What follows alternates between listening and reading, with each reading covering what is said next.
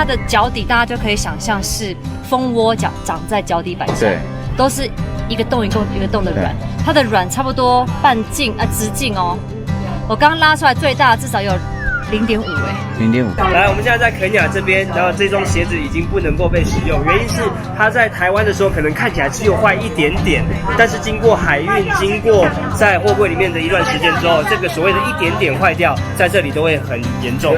所以希望在台湾的民众要捐的是可能旧的鞋子没错，可是是用不到，但是却很好的，状态好的，是，所以在这边才能够很好的送给孩子们。是。I know you have all been waiting here for a while.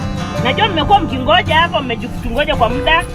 So today we will first teach you how to prevent jiggers. Leo tutawafunza jinsi ya kuzuia wadudu afunza wasitume.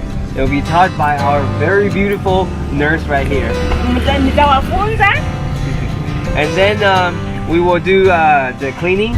Alafu sasa tutafanya usafi. It will be performed by my team here from Taiwan. Hao wageni wetu kutoka Taiwan ndio watatuosha miguu. And then you will have your bag. Alafu mtakuwa na ile bag yenu, tutawapea bag that has some of the medication that you need. Ambayo itakuwa na dawa ambayo unahitaji. And you will also have a pair of shoes. Pia tutawapatia viatu to prevent the jiggers. Ili tuzuie wadudu wasiingie katika miguu yetu.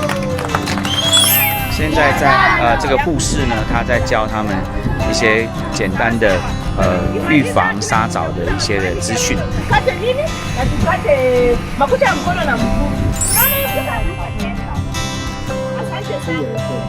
Benson 他是在这边的志工，他也是这边的社工，他也是在 Haringey 那边的牧师，然后他就是专门在帮助我们这边做完这个沙藻治疗之后，他们定期来这边做追踪，所以你刚刚看到那个是追踪的一个表单，所以他们做得非常的棒，我们要为他们祷告。Thank you, Pastor. Pastor, thank you. 那些namba yako namba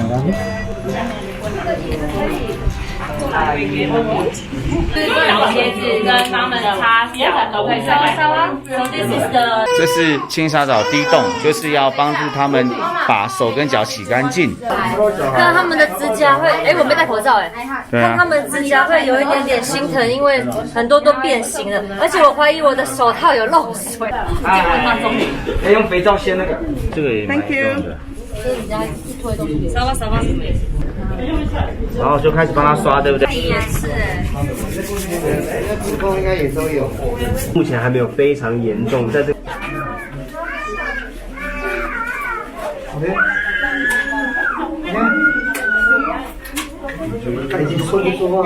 现在就是社工帮他做一个建档的一个资料的收集。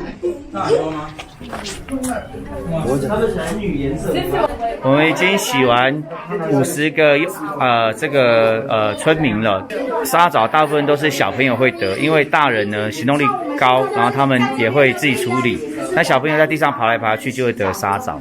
那洗完之后就要去泡，他们现在在泡，他们正在泡那个药水，然后最后就到这个步骤，这个步骤就是要让他们擦那个凡士林，然后隔绝那个空气，然后那个沙藻就会死在里面，然后最后再送他们一双鞋子。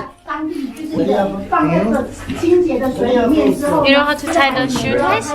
You know how to do it? 这样的一个浸泡药水的一个步骤。那透过这个浸泡药水，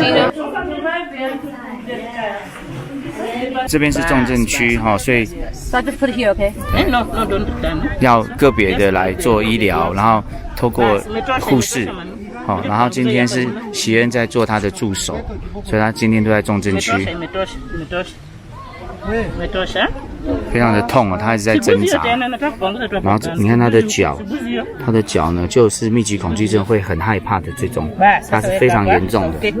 他们的那个死皮已经厚到真的从来没看过这么厚的，而且泡水也没有办法，泡药水没办法，所以要我刚刚从他的那个皮下面就看到虫嘛，蛋。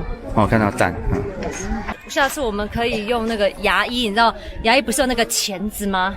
因为他们这边是用那个剪刀、手术刀，对，或者是那种要有弯的，可以挑，可以比较容易帮他们把那个皮用掉，因为一般的指甲点啊，剪不了他们的指甲。然后它的脚底，大家就可以想象是蜂窝长在脚底板上，对，都是一个洞一个洞的卵，它的卵差不多直径哦，我刚拉出来最大至少有0.50.5公分，0.5。